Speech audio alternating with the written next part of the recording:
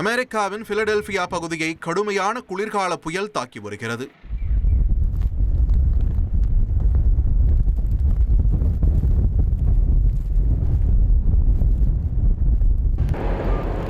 தேசிய வானிலை ஆய்வு மையம் வெளியிட்ட தகவலின்படி பிலடெல்பியா மற்றும் அதன் புறநகர் பகுதிகளில் 14 முதல் 20 அங்குலம் வரை பனி பெய்யக்கூடும் என்றும் மணிக்கு 70 கிலோமீட்டர் வேகத்தில் பலத்த பனிக்காற்று வீசும் என்றும் எச்சரிக்கப்பட்டுள்ளது. மேலும் மக்கள் அவசியமின்றி பயணம் மேற்கொள்ள வேண்டாம் என்றும் அறிவுறுத்தப்பட்டுள்ளது. உத்தரப்பிரதேச மாநிலம் லக்னோவில் டபுள் டெக்கர் பேருந்து ஒன்று தலைக்குப்புற கவிழ்ந்த விபத்தில் 5 பேர் உயிரிழந்ததாக தகவல் வெளியாகியுள்ளது.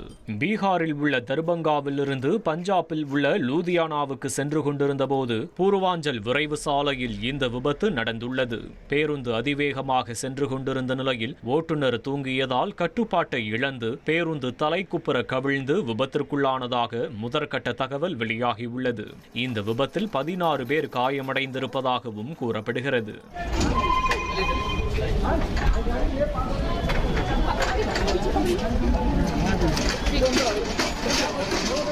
போலந்தில் கடந்த 2 மாதங்களாக நீடித்த கடுமையான குளிர் மெல்ல மெல்ல குறைந்து வரும் நிலையில் உறைந்த நதிகள் உருகி வருகின்றன.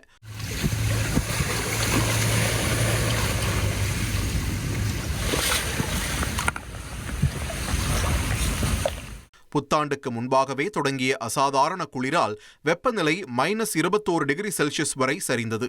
இதனால் கடும் பனிப்பொழிவு ஏற்பட்டதுடன் நதிகள், ஏரிகள் மற்றும் பால்டிக் கடலின் சில பகுதிகளும் உறைந்தன.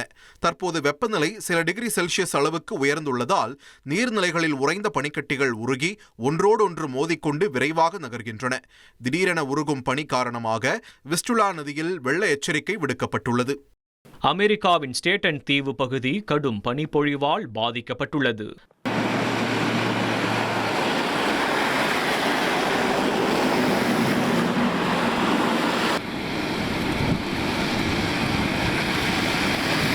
சாலைகள் முழுவதும் பனி படர்ந்ததால் வாகனங்கள் ஆமை போல் ஊர்ந்து சென்றன.